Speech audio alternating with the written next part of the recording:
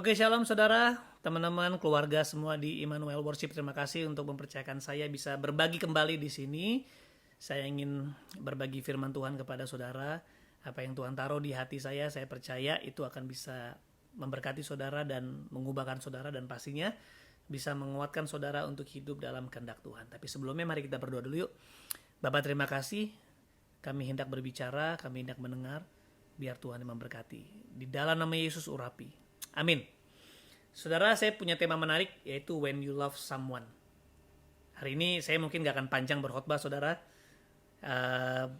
Bukan saja karena online, tapi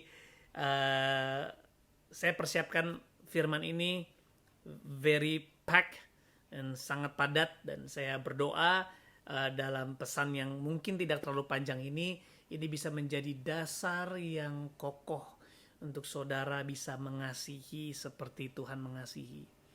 Nah, topik khotbah hari ini saya namakan, Are you a covenant people or convenient people? Apakah saudara-saudara orang-orang ikat janji atau orang-orang yang mencari kenyamanan? Nah, kita lihat coba covenant. Apa sih covenant? Covenant, saudara, kalau tahu kan Alkitab itu isinya adalah perjanjian lama, perjanjian baru, yaitu Old Covenant and New Covenant. Nah, kita lihat Yesus atau Tuhan itu berjanji.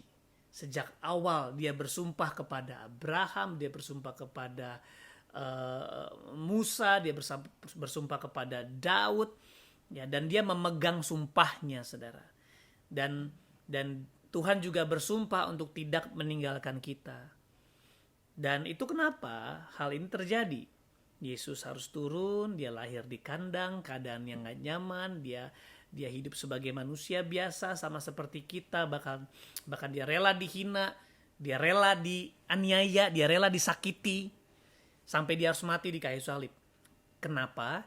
Karena dia telah berjanji untuk mengasihi kita, untuk tidak meninggalkan kita, bahkan sampai dia harus menebus kita dari dosa, mengambil dosa kita, ditanggungkan kepada dia, dan sampai dia mati di kayu salib.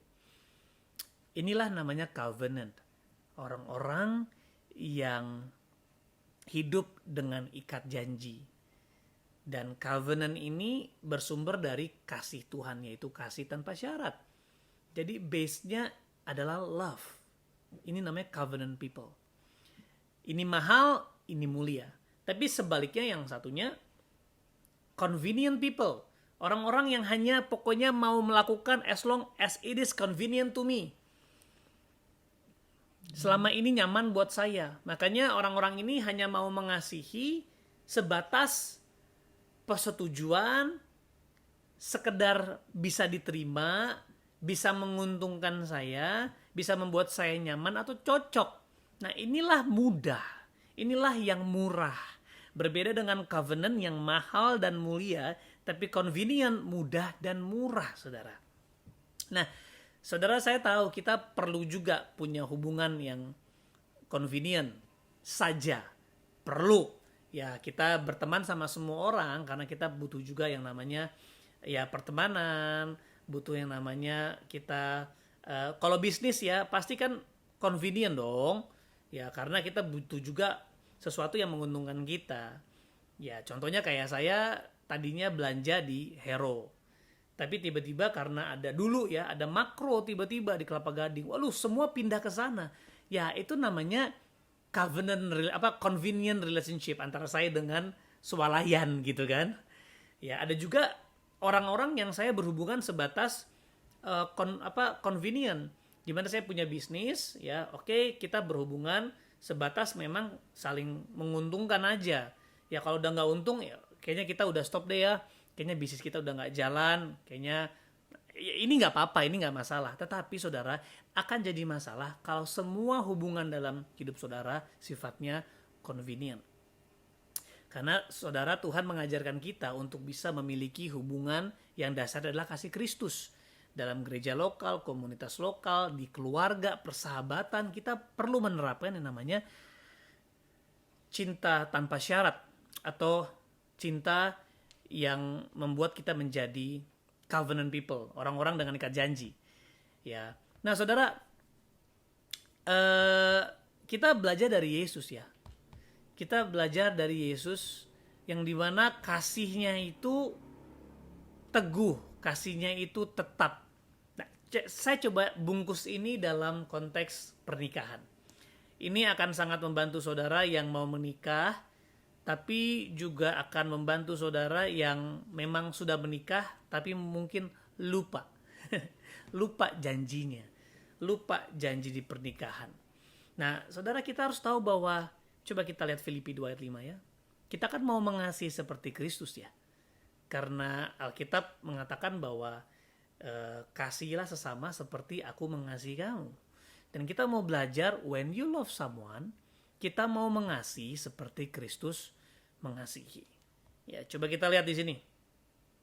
Filipi 2 ayat 5. Hendaklah kamu dalam hidupmu bersama menaruh pikiran dan perasaan yang terdapat juga dalam Kristus Yesus. Yang walaupun dalam rupa Allah tidak menganggap kesetaraan dengan Allah itu sebagai milik yang harus dipertahankan, melainkan telah mengosongkan dirinya sendiri dan mengambil rupa seorang hamba dan menjadi sama dengan manusia. Dan dalam keadaan sebagai manusia, ia telah merendahkan dirinya dan taat sampai mati. Bahkan sampai mati di kayu salib. Wow, saudara, jadi hendaklah dalam hidupmu bersama. Ini bicara konteksnya juga tentang pernikahan, tentang komunitas. Yang kita percaya hari ini kita belajar when you love someone bukan dalam taraf convenient, pastinya covenant. Kenapa saya bilang begini? Karena saudara sebagai orang percaya, saudara harusnya menggunakan konsepnya Tuhan Yesus dalam mengasihi, bukan konsepnya dunia. Karena dunia menggunakan konsep convenient. Ya, gue mengasihi lu selama lu menguntungkan buat gue. Gue hanya mengasihi lu selama lu bisa diterima oleh akal sehat gue. Gue hanya mengasihi lu selama gue cocok sama lu. Tapi kalau enggak. Nah, itulah kenapa muncul perpecahan demi perpecahan, perceraian demi perceraian, pertikaian demi pertikaian. Dan seringkali musuh kita hari ini adalah mantan sahabat. Ya, atau musuh kita adalah mantan suami, mantan istri, mantan gembala, mantan pemimpin, atau mantan teman sekerja. Nah, artinya mentalitas dunia itu hanya pada taraf convenient relationship, bukan kepada covenant relationship. Ya, saudara lihat, saya kagum sekali, kagum banget sama Tuhan Yesus. Ya, di mana Tuhan Yesus walaupun dia adalah Allah, tapi tidak menganggap kesetaraannya dengan Allah, bahkan dia rela mati buat kita. Nah, kenapa dia rela mati? Tentu karena kasihnya yang besar. Tapi bukan hanya itu saja, tapi Tuhan dia berhubungan sama kita dalam level covenant. Wow, dalam level ikat janji. Ya, saudara kita coba, saya suka sekali, coba kita lihat di Kejadian ya. Kejadian 28. Ulangan 28, saudara. Di situ kan ada kata-kata berkat ya. Di sini kita seringlah dengar. Ya, kita lihat di Ulangan 28 kan. Jika engkau baik-baik mendengarkan suara Tuhan Allahmu dan melakukan dengan setia segala perintahnya yang kusampaikan kepadamu pada hari ini, maka Tuhan Allahmu akan mengangkat engkau. Segala berkat ini akan datang kepadamu. Diberkatilah, diberkatilah, diberkatilah. Lalu ada kata kutuk. Tetapi jika engkau tidak mendengarkan suara Tuhan Allahmu dan tidak melakukan dengan setia segala perintah dan ketetapannya yang kusampaikan pada hari ini, maka segala kutuk ini akan datang kepadamu. Jadi inilah covenant yang dibuat antara manusia dengan Tuhan. Tuhan memberkati, manusia mentaati. Jadi kalau kita taat, berkat akan datang. Tapi kalau kita nggak taat, maka kutuk yang akan datang, saudara. Nah, tapi menariknya, ini yang luar biasa dari Tuhan kita, saudara. Coba kita lihat di Ulangan 30.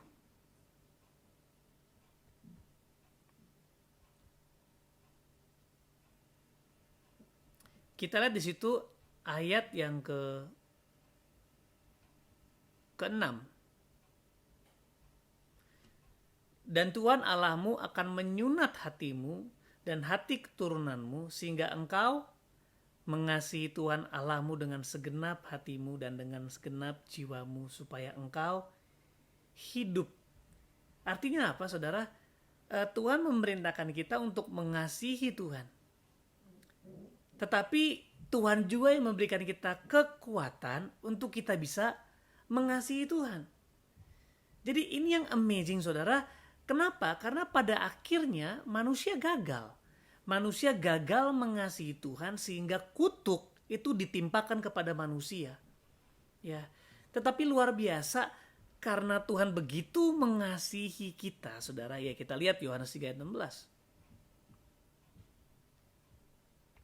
Di situ karena begitu besar kasih Allah akan dunia ini sehingga Ia telah mengaruniakan Anaknya yang tunggal. Stop di situ. Ya, kita apalah supaya setiap orang yang percaya kepada-Nya tidak binasa. Tetapi tahu nggak? Dia nggak hanya mengaruniakan anak yang tunggal, tapi ada tujuannya. Tujuannya apa? Tujuannya supaya bisa menebus kita dari dosa. Dosa apa? Dosa yang diakibatkan karena manusia melanggar perjanjian dengan Tuhan. Jadi saudara lihat di sini, bagaimana Tuhan Allah yang mengikat janji dengan manusia di atas dasar kasih tanpa syarat. Dan di situ ada namanya aturan. Tuhan memberkati, manusia mentaati. Dan Tuhan selalu memberkati.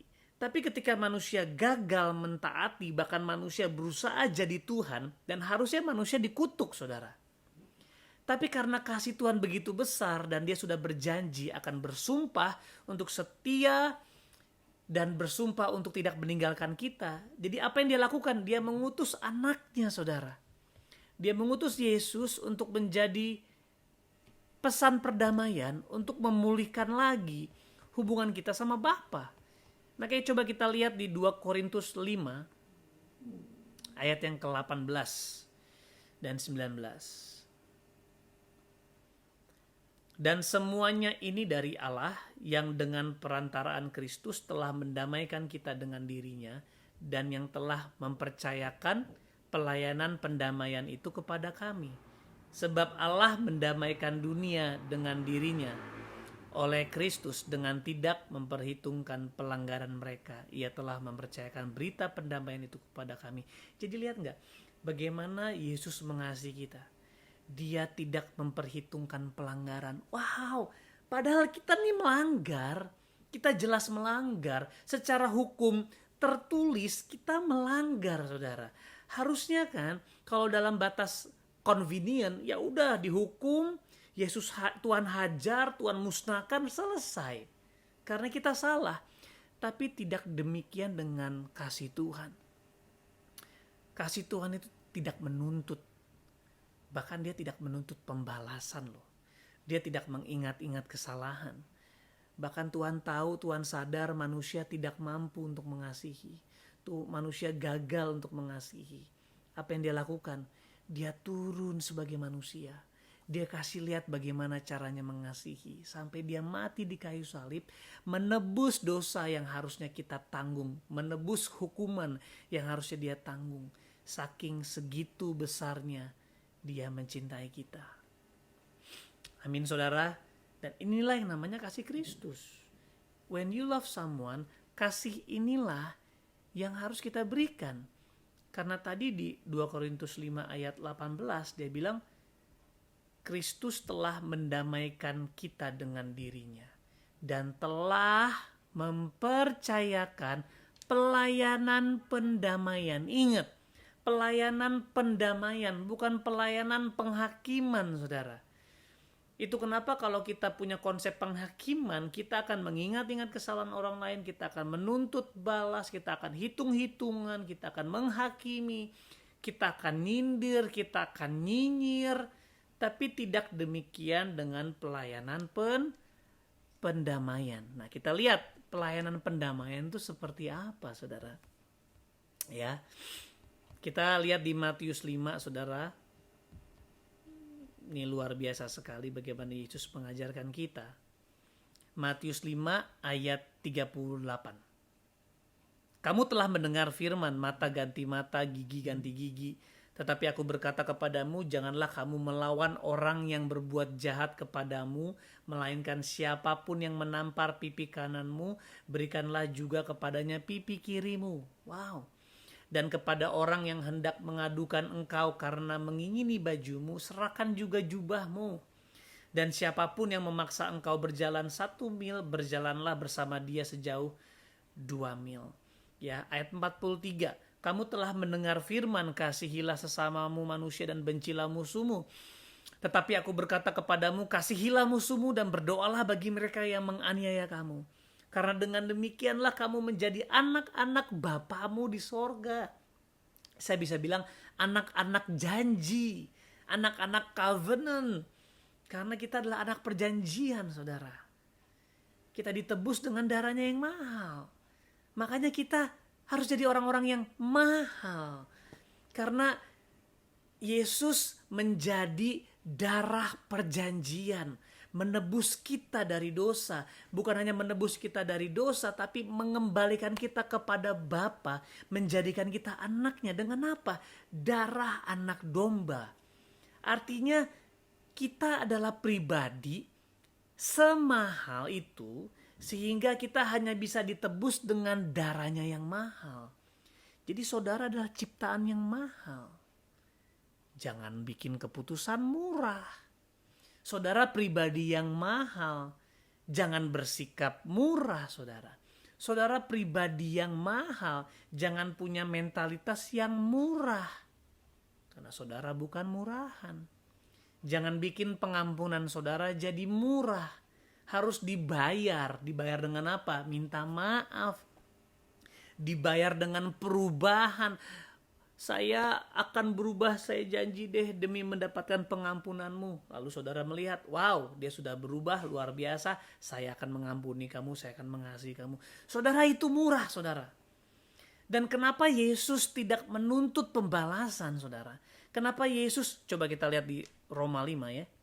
Roma 5 ayat 8. Akan tetapi Allah menunjukkan kasih-Nya kepada kita oleh karena Kristus telah mati untuk kita ketika kita masih berdosa.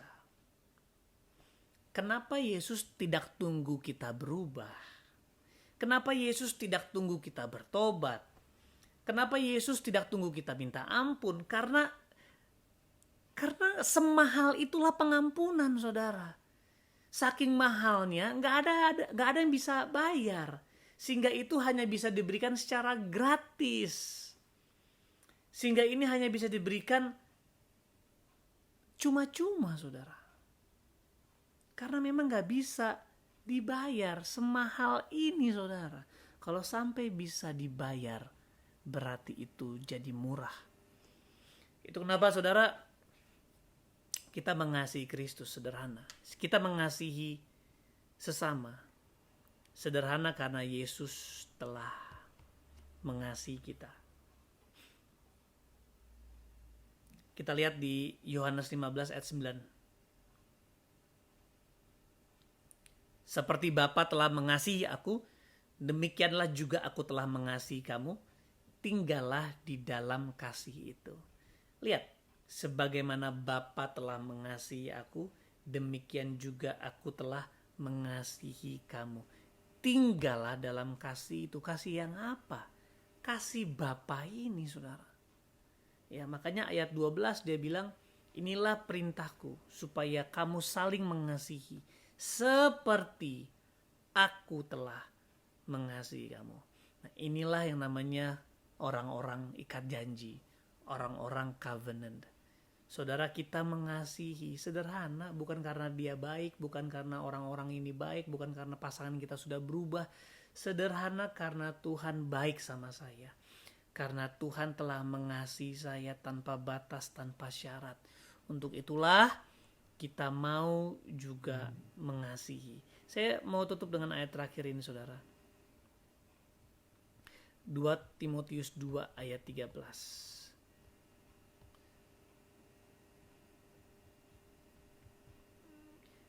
Dia bilang gini, jika kita tidak setia, dia tetap setia. Karena dia tidak dapat menyangkal dirinya. Saudara, kenapa Tuhan tetap mengasihi kita? Kenapa Tuhan tetap setia walaupun kita tidak setia? Sederhana, karena Dia adalah kasih. Nah, kalau saudara adalah tubuh Kristus, ya, dan Kristus adalah kepalanya. Kalau kepalanya adalah kasih, tubuhnya juga kasih. Jadi kalau saudara nggak mengasihi, sebenarnya saudara sedang menyangkal Tuhan. Saudara sedang menyangkal diri saudara bahwa saya bukan tubuh Kristus. Dengan kata lain, saudara bilang Kristus bukan kepala saya. Jadi tidak mengasihi sama seperti kita menyangkal Tuhan, saudara. Wow. Wow. Makanya dosa terbesar adalah ketika saudara tidak mengasihi. Kenapa, saudara? Karena Yesus telah mengasihi saudara secara gratis untuk menebus dosa saudara. Dan juga Alkitab mengatakan inilah hukum terutama, yaitu kasih Tuhan. Dan yang kedua yang sama, kasih sesama. Jadi kalau hukum tertinggi adalah kasih, berarti dosa tertinggi adalah kasih yang tidak diberikan. Makanya saya mau bilang saudara, tidak mengasihi sama dengan menyangkal Tuhan. Karena Tuhan adalah kasih, kita adalah tubuhnya, dan tubuhnya harus sama dengan kepalanya. Makanya saudara, kita harus belajar mengasihi. Nah, saudara, itu kenapa kita hanya bisa mengasihi sebesar kita sadar kita sudah dicintai.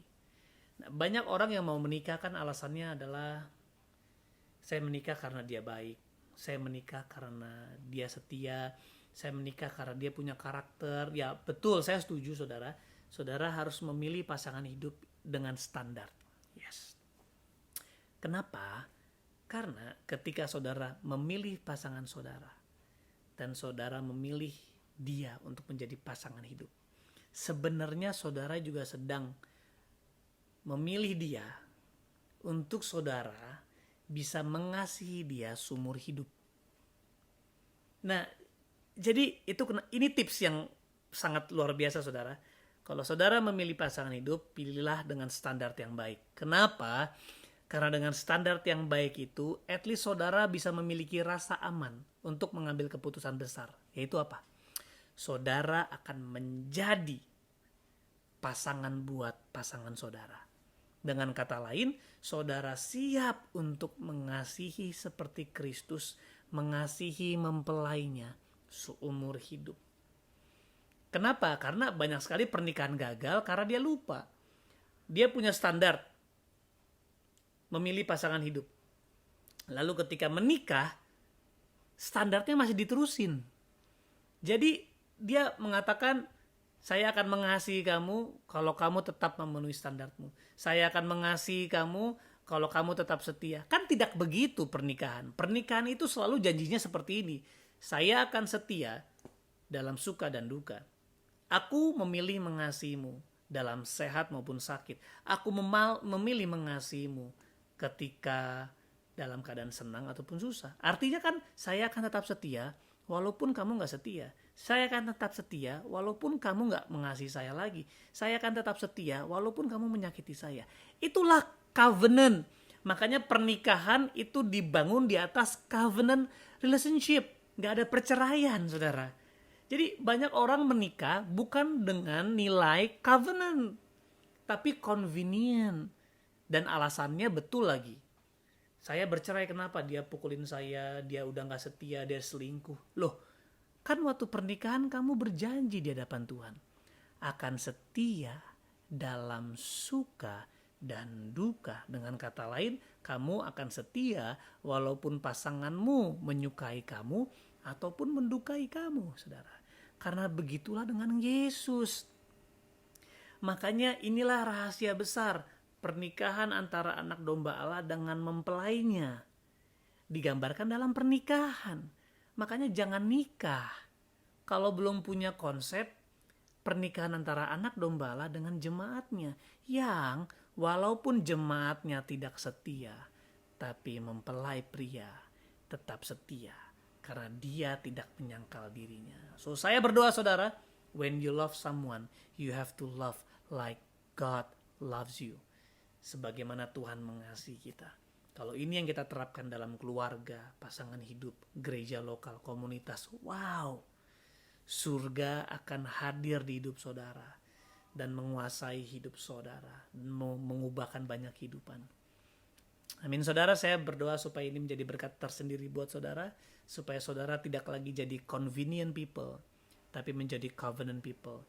Bukan orang-orang yang mencari kenyamanan, tapi orang-orang yang mencari ikat janji. Orang-orang dengan mentalitas ikat janji, orang-orang mahal, bukan orang-orang murah. Orang-orang yang bisa mengambil keputusan yang berat, keputusan sulit, keputusan yang mahal, bukan orang-orang yang hanya membuat keputusan mudah, yang murahan. Karena saudara ditebus dengan darah yang mahal, jadi jangan hidup murahan. Amin saudara, mari mengasihi seperti Kristus mengasihi. Mari kita berdoa. Bapak terima kasih biar hari ini kita belajar tentang cinta Tuhan yang sempurna, yang menjadikan kami covenant people, orang-orang dengan ikat janji, dengan mentalitas ikat janji, yang dengan senantiasa bisa mengasihi satu sama lain, sebagaimana Kristus telah mengasihi saya. Untuk itu Tuhan, setelah kami mendengarkan firman ini, kami mau belajar mengampuni, belajar mengasihi, belajar untuk berdiri, bahkan berkorban bagi orang lain. Terima kasih Tuhan Yesus. Kami belajar ini sangat jelas dari Engkau. Engkaulah satu-satunya role model kami untuk bisa mengasihi. Terima kasih Tuhan Yesus, di dalam nama Yesus kami berdoa. Amin. God bless you. Bye-bye.